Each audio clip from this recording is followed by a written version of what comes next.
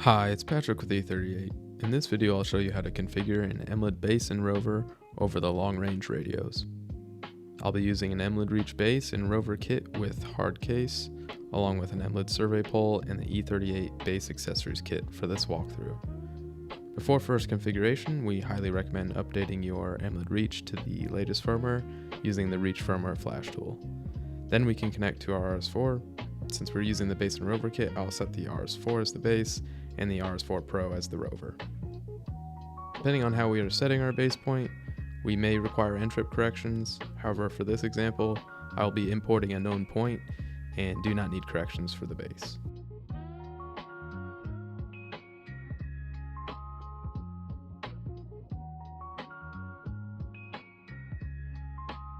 Now we will set up our base output as low rate radio. We can adjust our radio settings by tapping on the edit pencil.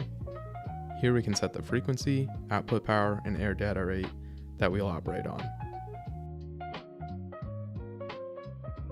Take note of the frequency and air data rate, as we will need to match these settings with our Rover.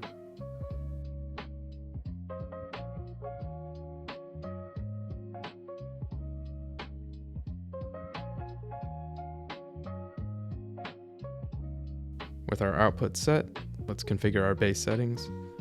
For this example, we're going to be setting our base on a known point. For other scenarios, see our guide on setting a repeatable base point. I'll select manual for the coordinate entry method, then choose from project to pick a point I've already measured.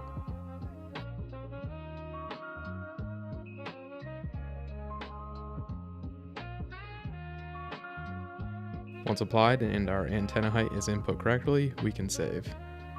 You may need to measure and input this on site if you're using a variable height tripod.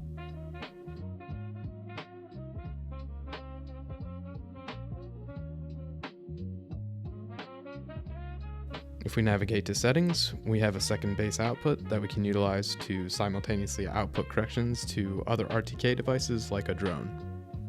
Since this is our base, we won't be utilizing the tilt compensation with it, so we can turn off the IMU to save some battery.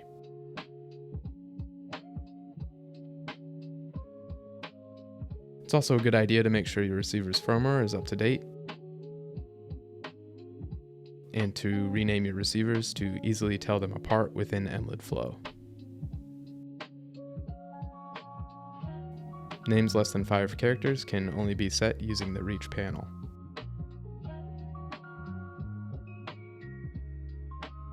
With the base ready, let's configure the Rover.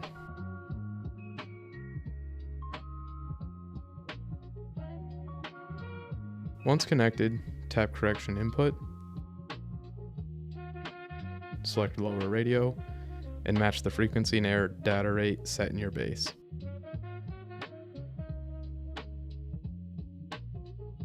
Since we're not using any base functions with the Rover, we can turn off the base output.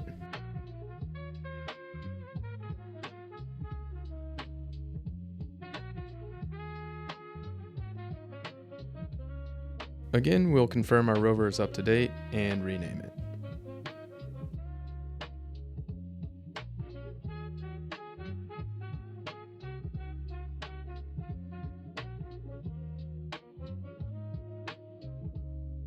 Once renamed, we'll need to reconnect to it with its new name, and the last step will be to set our pole height for the Rover.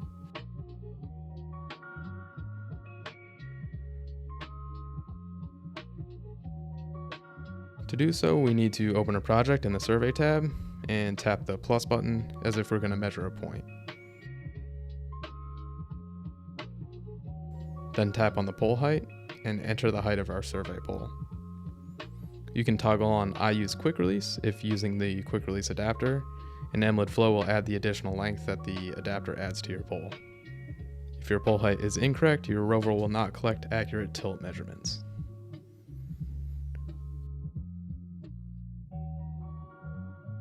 With our configuration complete, we only need to install our low-ray antenna,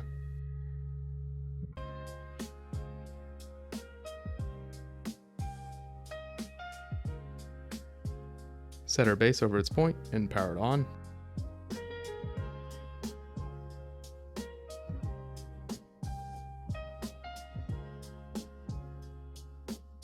While that boots, we can install the antenna on our Rover,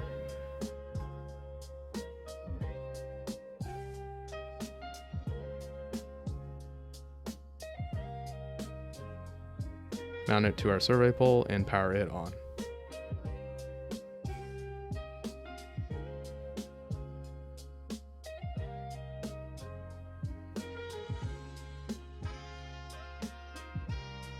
Once the rover is booted, it should quickly achieve a fix.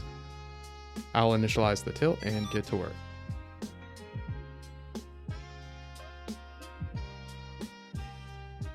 This has been Patrick with E38 Survey Solutions. Thanks for watching.